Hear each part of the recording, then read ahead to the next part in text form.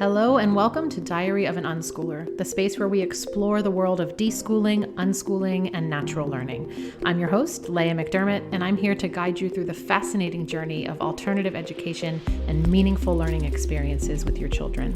Thank you to all of our listeners for joining us once again, or if you're new here, a warm welcome to you. Let's dive into today's topic. Hey, good morning, friends. It is Leah McDermott here. Today, I want to share with you a little story about something I'm going through personally right now. A big thing that I talk about and teach you guys, of course, is about deschooling and that journey and that process of deprogramming those old beliefs that we have about learning and childhood and parenting. And of course, those things all just kind of spread into every aspect of life as we continue to unravel those threads and dig into those beliefs. But something that I say very often is that this is a journey that's not a limited thing. It's not something that stops at some point. We are constantly going through this. If we have spent, the majority of our lives in this conditioned system, and of course, this is going to look different for every person, but if we have spent most of our lives, if we grew up, if our childhood and our brains were shaped by this system in which we have to prove our learning, we owe our time to someone else, all of these things, then we can expect, of course, that that's going to take a really long time to undo and that new things are going to constantly be coming up. And even 20 years basically into this journey that I'm on, this deschooling journey where I started unraveling some of these beliefs almost 20 years ago, or more than that now really, I still have new things come up for me. And there's one that's popping up right now that's a pretty big one. And so I thought it'd be fun today to kind of share that so you can see a real life experience of what happens when these moments come up and kind of how to address them, what I'm doing that helps with this. And then hopefully you if you're experiencing something like that right now, you can process that as well. So for me, this is going to center around the idea of what happens in the morning. So recently, I went back through every 6 months or so, or usually at the start of every changing season, I will go back personally through the process of assessing the routine needs of my family. This was born out of a workshop that I created for families many years ago called the Healthy Homeschool Routines Workshop, which is a phenomenal piece of learning. I'm going to put the link to that in the show notes because everybody should go through it. I still go through it at least twice a year. Basically, it's a process that you go through to kind of evaluate and assess where everyone in your home is right now, you included, partners included, all of the children included, kind of go through this, observation process basically where you determine like, okay, what does this person need right now? What does this person need right now? And then how do we work together as a family to align a routine or to create a routine basically that meets those needs of everybody so that everyone feels good. And that's really like an alternative to adopting a rigid schedule where nobody really has a choice. With this, it's a routine created out of the needs of each person. So it's a perfect fit every time. Yeah, so definitely go through that workshop. But I was going through that, and the thing that I noticed was, specifically as I was looking at my needs, because that's a priority too, was that I needed more time basically is what I needed, more time. I needed time to get to the gym every day because prioritizing my physical health is something that's really important to me right now in this season of life. It hasn't been in the past as I was having babies and mothering and nursing toddlers and babies. It's really important for me now in this next phase of life. And I needed time to do this, to record podcasts without children in the background, to be able to commit and focus on the work that I'm doing without having to be distracted or worry about taking time away from my children. And I'm very fortunate to have a partner who's, I was already able to retire him. He doesn't have to go to work. He does a lot of volunteer work and things for himself, but he doesn't have to be anywhere. He can be home with the kids. But that wasn't meeting everybody's needs either. For me to be gone, the prime time of the day, the kids still wanted some attention from me. He was not able to do the things that he really wanted to do because I was taking up most of the day by being gone. And what it came down to was that if I needed this time, I had to carve it out when it wasn't needed from the children. And that was early mornings. And anybody that knows me at all knows that I am not a morning person. I will pay extra to take a flight in the afternoon instead of having to wake up early in the morning.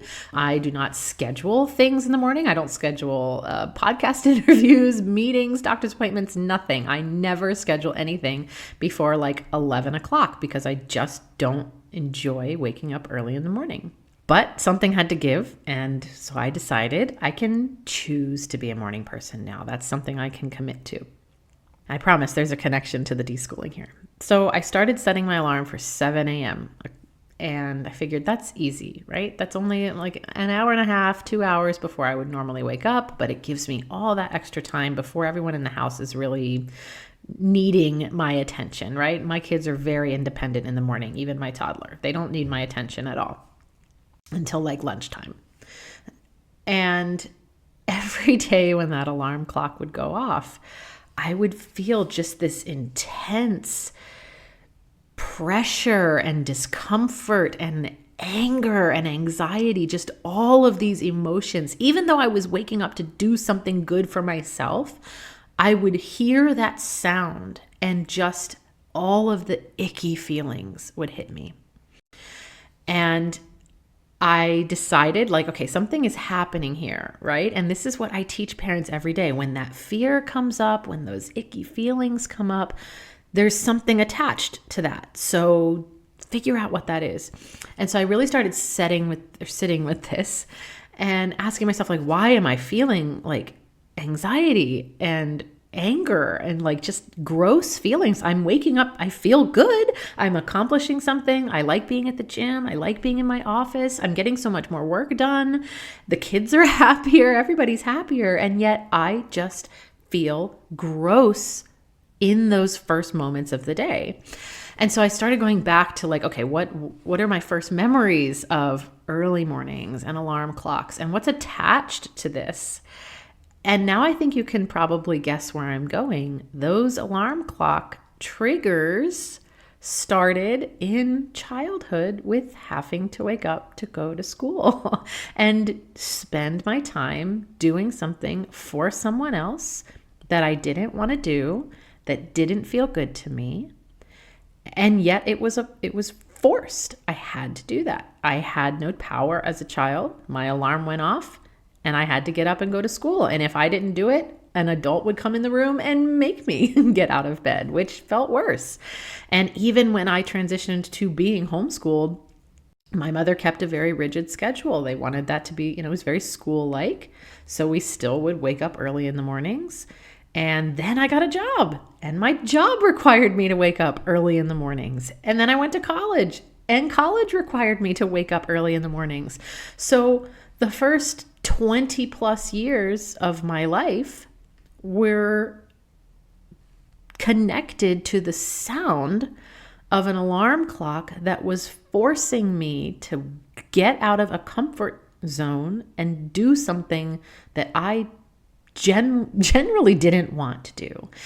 And that was such a big realization to me. I was like, oh my gosh, here's another deschooling moment. I have to process this and I have to heal from this. And so now every morning it helps to be aware, because now I still have those feelings, right? I still have that force and that pressure feeling.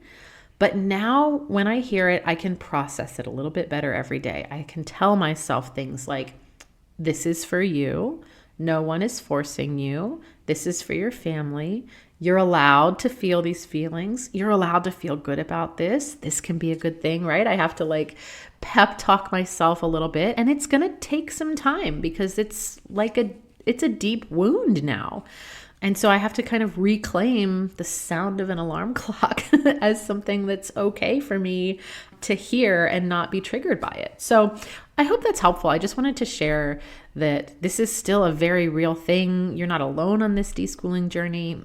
Unfortunately, it doesn't end, but it does get better. It does get easier. You can more quickly become aware of these things. You can track them back. So whatever part of your deschooling journey you're on right now, whatever totally weird, random things are triggering those emotions for you, I just want to say, I see you, I feel you, I understand. For me right now, it is the sound of an alarm clock. Maybe it's something else for you, but I just want you to know that there is a way to process this and heal this, and you've got this. All right, you guys, have a good day. Thanks for listening. Thank you for joining us on another episode of Diary of an Unschooler. I hope today's discussion provided valuable insights for you into the world of unschooling. Remember to subscribe and leave us a review if you found this episode helpful. I record multiple episodes on a variety of topics every week, so make sure to come back soon to dive into more about unschooling and natural learning. A big thank you to our team for making this episode possible. I'm Leah McDermott, reminding you to embrace the journey of learning naturally with your children. Until next time, take care, and remember, all life is learning.